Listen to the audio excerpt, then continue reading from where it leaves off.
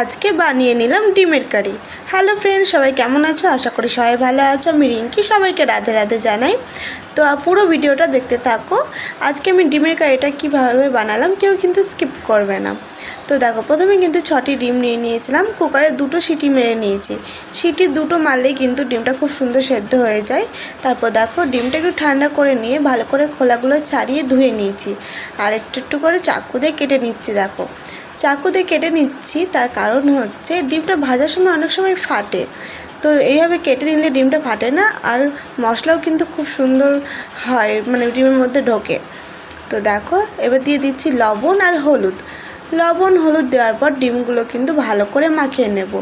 ডিমের গায়ে ভালো করে লবণ আর হলুদগুলো মাখিয়ে নিচ্ছি, যেন কোনো দিকে বেশি আর কম না থাকে, সম পরিমাণে যেন থাকে, ঠিক সেইভাবে কিন্তু ডিমগুলো মাখিয়ে নিতে হবে।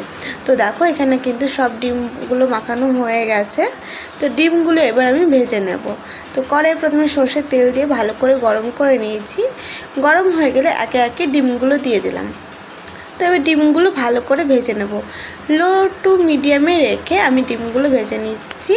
অনেকে হালকা করে ভেজে নাও, আমি কিন্তু একটু বেশি ভালো, মানে লাল লাল করে ভাজি। তো আমার এইভাবে বেশি ভালো লাগে খেতে, তো একটু লাল লাল করে ভেজে নেব। তো দেখো, ডিম ভাজা কিন্তু হয়ে গেছে, এবার তুলে নেব। তো ডিমটা ভেজে নিয়েছি, এবার তুলে নিলাম। এবার ওই তেলের মধ্যেই কিন্তু আমি পেঁয়াজ আর কাঁচা লঙ্কাটা ভাজবো।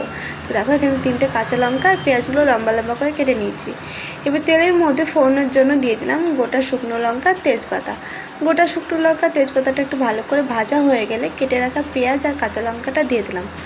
পেঁয়াজ আর কাঁচা লঙ্কাটা দেওয়ার সময় মিডিয়ামে গ্যাসটা আছে, গ্যাসের ফ্লেমটা মিডিয়ামে রেখে কিন্তু পেঁয়াজটা আমি ব্রাউন করে ভেজে নেব, মানে হালকা হালকা ব্রাউন থাকবে।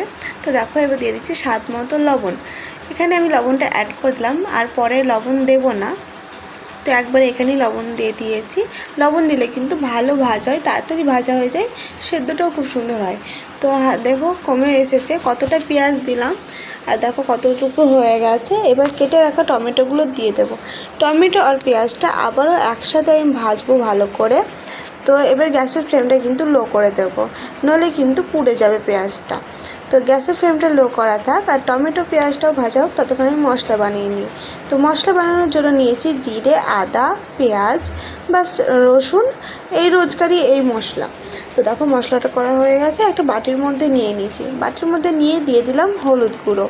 হলুদ গুঁড়ো দেওয়ার পর দিয়ে দিচ্ছি ধনে গুঁড়ো, আর দিয়ে দেবো একটুখানি মিট মশলা। ব্যাস, এবার মশলাটা ভালো করে মিক্স করব। মশলাটা কিন্তু খুব সুন্দর করে মিক্স করে নিতে হবে। তো দেখো, মশলা কিন্তু খুব সুন্দর করে মিক্স করা হয়ে গেছে। এদিকে পেঁয়াজটাও ভালো ভাজা হয়ে গেছে। তো পেঁয়াজের মধ্যে মশলাটা দিয়ে দিচ্ছি। মশলা দেওয়া হয়ে গেলে মশলা দেওয়া জলটাও কিন্তু দিয়ে দেব। তো দেখো,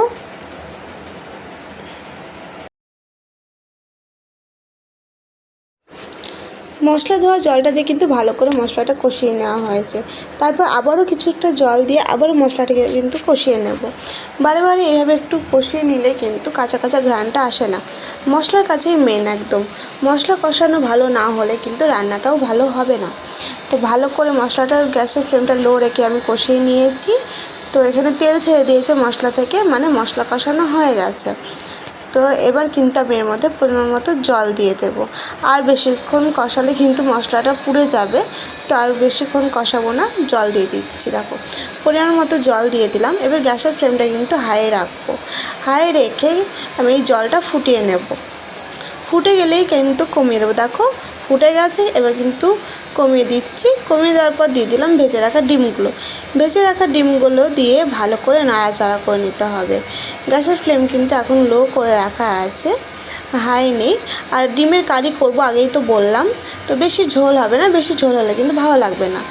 তো দেখো, রান্না কিন্তু এখানে কমপ্লিট না। এবার আমি গরম মশলাটা এবার গুঁড়ো করে নেব। গরম মশলাটা কিন্তু শুকনো খোলায় ভেজে নিয়েছি, ভেজে নিলে ভালো হয়। তো দেখো, গুঁড়ো করা হয়ে গেছে। তো এখান থেকে সামান্য পরিমাণে নিয়ে ডিমের মধ্যে দিয়ে দেবো, বাকিটুকু আমি রেখে দেবো, আবার পরে ব্যবহার করা যাবে। তো সামান্য পরিমাণে গরম মশলা দিয়ে দিলাম। এবার ভালো করে নাড়াচাড়া করে নেব। ব্যাস, এখানে কিন্তু রান্নাটা কমপ্লিট। বেশিক্ষণ আর নাড়াচাড়া করতে লাগবে না। গ্যাসের ফ্লেমটা আমি অফ করে দিচ্ছি এবার। তো কতটা লোভনীয় হয়েছে দেখো। তো আমার এই ভিডিওটা যদি তোমাদের ভালো লেগে থাকে, তো একটি কমেন্ট, একটি লাইক আর সাবস্ক্রাইব সাবস্ক্রাইব করতে ভুলবে না। সবাই ভালো থেকো, সুস্থ থেকো, আবারও দেখা হবে অন্য কোনো ভিডিওতে। ওকে, বাই।